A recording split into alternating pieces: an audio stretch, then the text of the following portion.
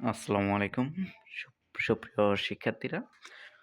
চতুর্থ শ্রেণীর তোমরা যারা রয়েছ নতুন বই হাতে পেয়েছ। তোমাদের এখানে ৩য় অধ্যায়ে তোমাদের যে অধ্যায়টি রয়েছে ৩য় অধ্যায়ের এখানে প্রশ্নগুলো নিয়ে তোমাদের আজকে উত্তরগুলো দেওয়ার চেষ্টা করব। সাজেশনগুলো দিব। তোমরা পুরো ভিডিওটি তোমরা মনোযোগ সহকারে দেখবে যে তোমাদের এখানে ১ নম্বর রয়েছে যে শুভেচ্ছা কি? খ নম্বর হচ্ছে আমরা কেন অন্যকে শুভেচ্ছা জানাই? গ নম্বর হচ্ছে শুভেচ্ছা কার্ড তৈরি করতে কি জিনিসের প্রয়োজন হয় সেগুলো এবং ২ নম্বর রয়েছে যে শুভেচ্ছা কার্ড তৈরি করি ও লিখি। এখান থেকে উপলক্ষ ছোট ভাইয়ের জন্মদিন উপলক্ষে আমরা শুভেচ্ছা কার্ডে যা লিখতে পারি সে অনুসারে এখানে কি কাজগুলো হবে সেগুলো আমরা একটু জেনে নিব। তোমাদের এখানে ১৫ পৃষ্ঠা ৩য় অধ্যায়ে যে ১৫ পৃষ্ঠাগুলোর প্রশ্নগুলো রয়েছে সেগুলো নিয়ে আজকে আমরা জানব। তোমরা পুরো ভিডিওটি মনোযোগ সহকারে দেখবে, কেউ স্কিপ না করে।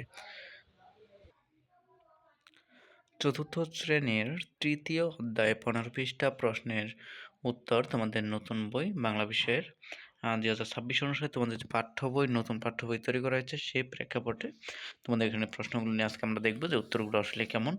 ১ নম্বর থেকে তোমাদের প্রশ্নগুলো হচ্ছে যে ক নম্বর হচ্ছে প্রশ্নটা যে শুভেচ্ছা কি? যে শুভেচ্ছা হলো অন্যের ভালো কামনা করা বা মঙ্গল কামনা করে জানানো বার্তা।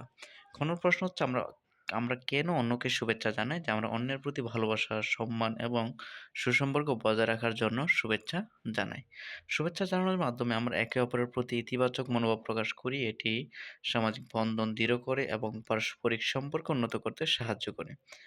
এটা হচ্ছে খ নম্বর প্রশ্নের উত্তর এবং গ নম্বর প্রশ্নের উত্তর হচ্ছে যে শুভেচ্ছা কার্ড তৈরি করতে কি জিনিসের প্রয়োজন হয়? শুভেচ্ছা কার্ড তৈরি করতে কাগজ বা কার্ড, কলম, রং, পেন্সিল বা ক্রেয়ন এবং নিজের পছন্দমতো সাজানোর উপকরণ প্রয়োজন হয়। এ হচ্ছে গ নম্বর প্রশ্নের উত্তর।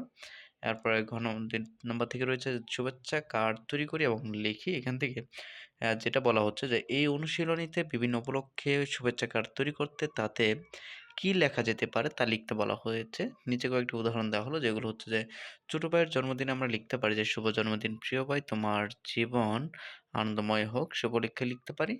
বিশেষ করে ঈদ, পূজা, বড়দিন, বুদ্ধ পূর্ণিমা যে কাজগুলো রয়েছে সেগুলোর ক্ষেত্রে অমুক উৎসবের শুভেচ্ছা জানিয়ে এই দিনটি আপনার জীবনে শান্তি ও আনন্দ বয়ে আনুক এই সম্বন্ধে লিখতে পারি। এরপর হচ্ছে বাংলা নববর্ষ অনুসারে যে বাংলা নববর্ষ নতুন বছর সবার ভালো কাটুক। এটা অনুসারে লিখতে পারি আমরা বাংলা নববর্ষ। এখান থেকে মূলত কথা হচ্ছে শুভেচ্ছা কার্ডগুলোতে আমরা কি লিখতে পারি সে বিষয়গুলো। আরো মায়ের জন্মদিনে রয়েছে যে শুভ জন্মদিন মা, তুমি আমার সেরা বন্ধু। এভাবে করে আমরা লিখতে পারি কার্ডগুলোতে। এরপর হচ্ছে বিজয় দিবস অনুসারে বিজয় দিবসের শুভেচ্ছা। শহীদদের প্রতি রইল বিনম্র শ্রদ্ধা অনুসারে আমরা এভাবে করে আ শুভেচ্ছা কার্ডে আমরা লিখে প্রকাশ করতে পারি এবং এমনকি এখানে যে শুভেচ্ছা কার্ড অনুসারে যে প্রশ্নগুলো ছিল সেই প্রশ্নগুলোর উত্তরগুলো আমরা দেখেছি। আ প্রশ্নগুলোর উত্তর কিভাবে লিখতে হবে। আশা করি তোমরা প্রশ্ন উত্তরগুলো বুঝতে পেরেছ। তোমাদেরকে অসংখ্য ধন্যবাদ পুরো ভিডিওটি দেখার জন্য।